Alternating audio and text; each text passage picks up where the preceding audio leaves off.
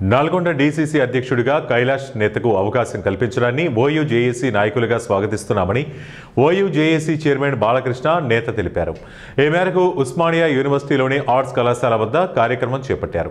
ఈ సందర్భంగా బాలకృష్ణ నేత మాట్లాడుతూ పున్నా కైలాష్ నేత నియామకాన్ని జీర్ణించుకోలేని కొందరు నాయకులు ఆయనపై తప్పుడు ఆరోపణలు చేస్తూ కాంగ్రెస్ అధిష్టానానికి తప్పుడు లేఖలు రాస్తున్నారని మండిపడ్డారు.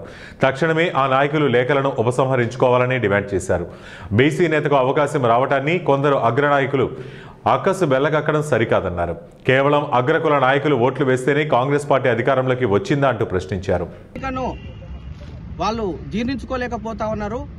దానికి సంబంధించినటువంటి పాతది ఎప్పటిదో ఉన్నటువంటి ఒక వీడియోను ఇప్పుడు వైరల్ చేస్తూ ఆయన యొక్క మానసికంగా రాజకీయంగా దెబ్బతీయాలని చెప్పి ప్రయత్నం చేస్తా ఉన్నారు. వాళ్ళ అనుచరులకు ఇవ్వలేదని చెప్పి, వాళ్ళ మాట చెల్లుబాటు కాలేదని చెప్పి,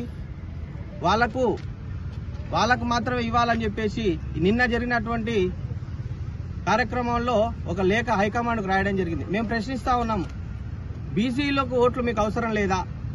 బీసీలు మీకు మద్దతు ఇవ్వందే ఇన్ని రోజులు ఇన్ని ఎలక్షన్లలో గెలుపొందిర్రా? ఇన్నిసార్లు ఇన్ని మంత్రి పదవులు చేపట్టిర్రా? బీసీలు లేనిది పద్మశాలీలు కానీ, బీసీలు కానీ, గౌడ్లు కానీ, ముదిరాజులు కానీ, యాదవులు కానీ, బీసీలు మేము ఉన్నది 52% బీసీలో ఉన్నాము.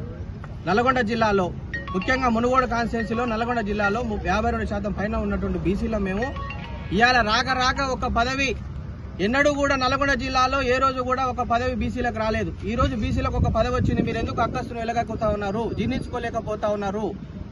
మీరు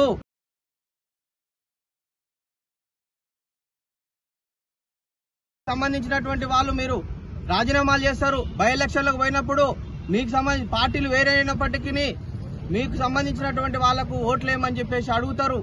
ఒక పార్టీలో ఉండి ఆ పార్టీకి ద్రోహం చేస్తారు, వెన్నుపోటు పొడుస్తారు, నమ్మక ద్రోహం చేస్తారు. కానీ ఏ రోజు కూడా కైలాష్ అన్న 2014 నుంచి కాంగ్రెస్ పార్టీ తీర్థం పుచ్చుకున్నప్పటి నుంచి ప్రతి ఎలక్షన్లో మునుగోడు నుంచి ఎమ్మెల్యే అభ్యర్థిగా ఏఐసీసీ లెవెల్లో పరిశీలన